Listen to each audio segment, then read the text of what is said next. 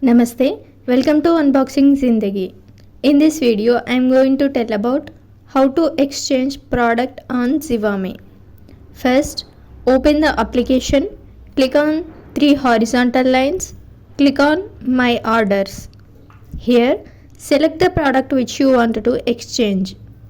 If you want to support my channel, you can send some super thanks. After the share button, you can see one dollar symbol. Click on that and send some super thanks.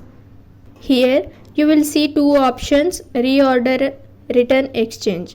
Click on return exchange. Now select your address and then click on use this address. Now click on exchange item. Click on select new size.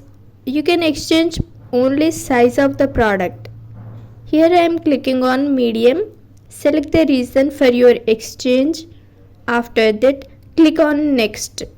I made videos on how to place an order on Zivame, Myntra, Meesho and Bewakoof. You can watch those videos also. You can see the old size and new size and then click on confirm request. Now click on submit. That's it. This is all about how to exchange product on Zivame. If this video is helpful for you, please send some super thanks. Subscribe Unboxing Zindagi. Thank you for watching.